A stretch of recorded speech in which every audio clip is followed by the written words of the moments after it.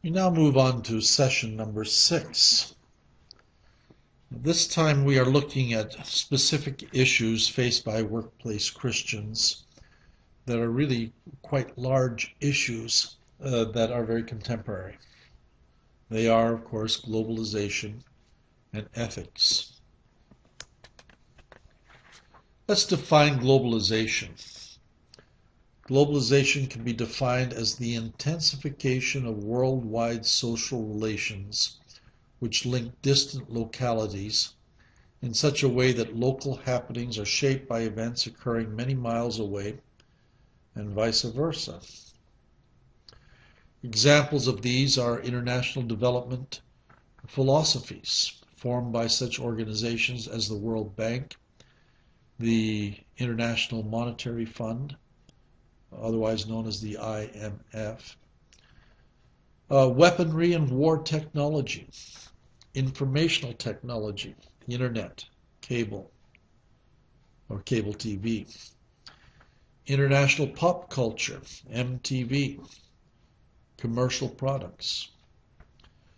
More and more urban societies are becoming homogenized into a generic world culture aided by travel from everywhere to everywhere, urbanization and its homogenization, the global economy, international job transfer, freedom and access of information, English as the trade or the scientific language, the globalization of violence. And what are the effects that are felt by this economic globalization? Well, one is the global dominance of the market economy rather than of state economies. The global interchange of goods and services and scientific know-how. The phenomenon of doing business multinationally. The global spread of capitalism and scientific and technological advance. It raises the question in our mind, is globalization bad or good? How would you grade it, looking at it from your particular occupation? You see it as being salvific, helpful, neutral? Is it damaging? Maybe you think sometimes it's demonic. There's certainly seen some benefits in increased international trade and technological advance. Oftentimes it allows for greater productivity, provides cheaper consumer products, it expands employment, increases economic welfare. Many times it improves quality of life. But the downside involves a number of factors. There are adverse effects of increased international trade and technological advance. One is the loss of employment in both industrialized and less industrialized countries, as machinery and technology takes front and center stage. Certainly damage to the biosphere, the threat of the loss of community, increased labor concerns, poor conditions, terms of work, cultural identity factors, as cultures are facing dramatic changes. I think of the historic caste society in India and how the thousands of people that are involved in the information technological society, how that's upsetting many of the family structures and sources of income that they've had in India. Another is international competition for technological breakthroughs, or advance without moral constraints. Os Guinness has made some statements that I think are pertinent here. The decisive question for the West is its capacity to direct and discipline capitalism with an ethic strong enough to do so. I don't believe that the West can do it. And he also says, originally the menace of unrestrained economic impulse was held in check by the Protestant ethic. People worked in response to their calling. But now with this ethic dissolved, including its moral aptitudes or attitudes towards hard work and saving, only hedonism remains. He also says, capitalism, having defeated all challenges such as socialism, now faces its greatest challenge, itself, because it devours the very virtues it needs to survive. What's the biblical corrective on globalization? Well, reviewing what has been learned thus far and applying it to globalization, we can say, number one, the mission starts with God Himself. Number two, God is on a global mission. Number three, God invites humankind in cooperation with Him in the transformation of the world. We become world makers. Number four, being on the mission involves two characteristics. Relinquishment, that is giving up securities, and movement, moving out of comfort zones. Number five, God's global mission is not the homogenization of the world, but rather to see and to experience the blessings of all nations. Number six, God's mission is global, but not homogenization in a single world culture or economy or language. Number seven, the danger of globalization is that it relives the Tower of Babel in homogeneous, arrogant autonomy. The alternative is found in Pentecost in its unity and diversity, also expressed in the New Jerusalem in an international, interracial community. Capitalism and globalization are powers. We need to see them as powers. They were originally created good by Christ. Good structures, spiritual realities were formed to provide an ordered cosmos for us to live in. However, all the powers have taken on a life of their own and become corrupted and fallen. Christ disarmed the powers, showed their puny strength by His death on the cross. We see that in Colossians chapter 2. We grapple with the powers according to their reality. We critique them against the Word, call them in accountability before God. So is God in the process of globalization? Well, we hedge on that. We say yes and no. In some sense, those nations most profoundly influenced by Christianity have led the way into globalization based on some fundamental Christian theological ethics.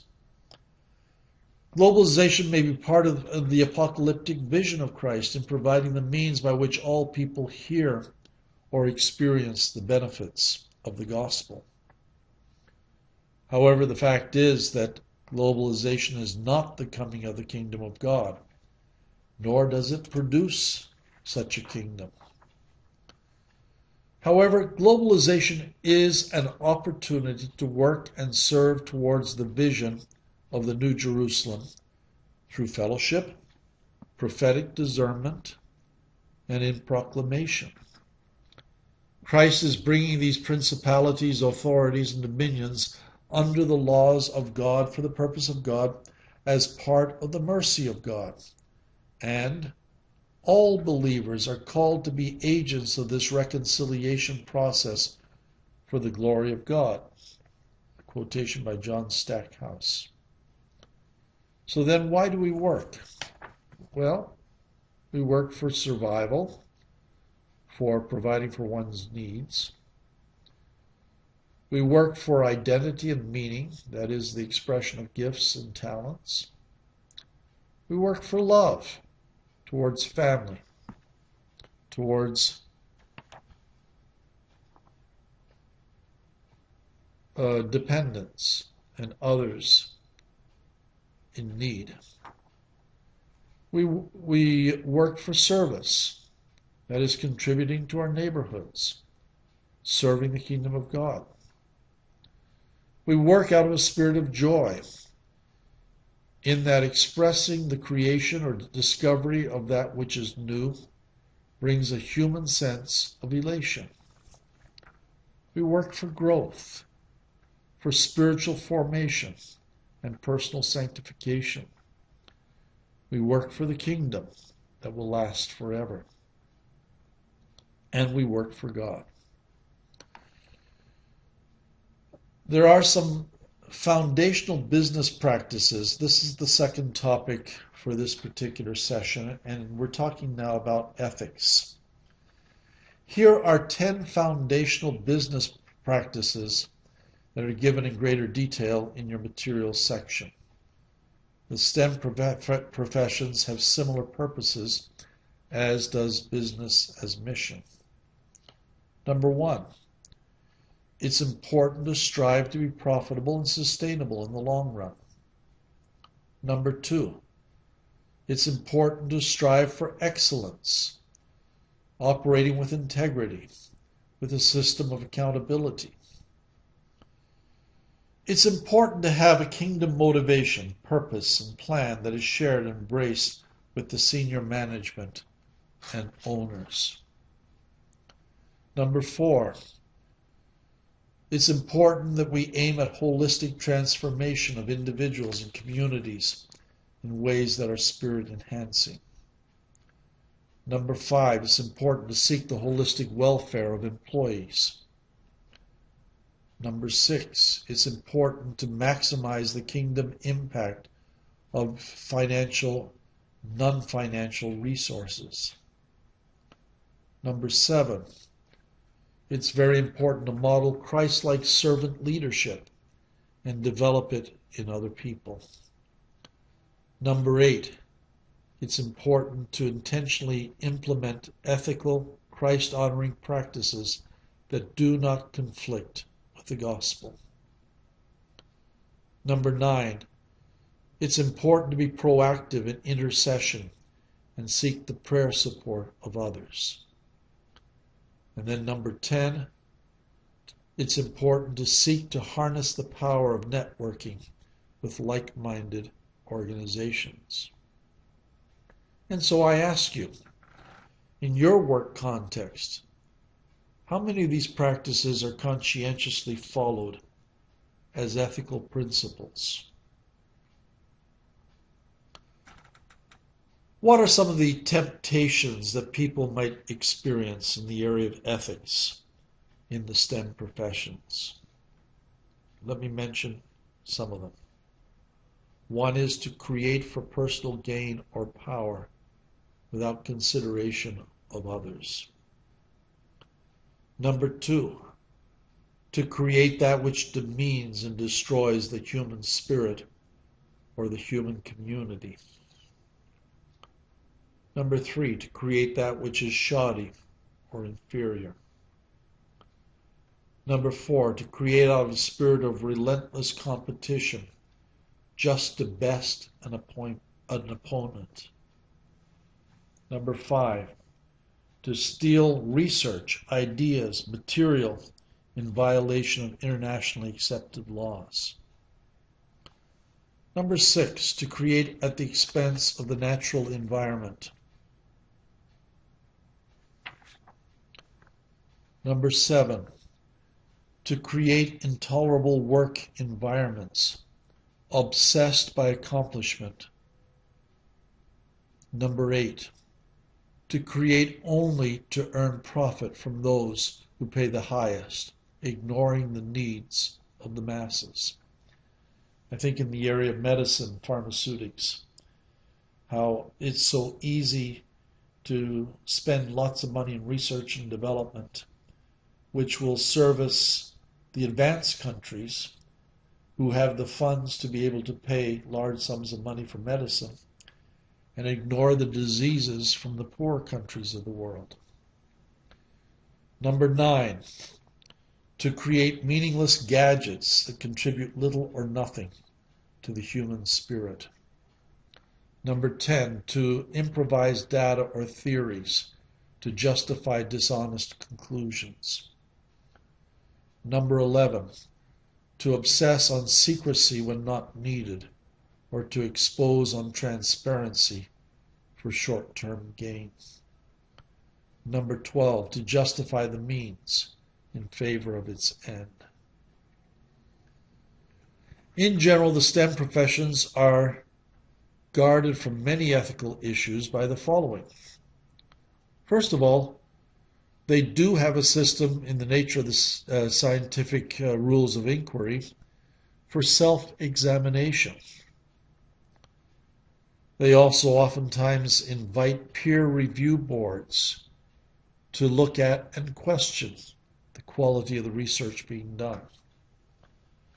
Then, of course, the scrutiny of the marketplace.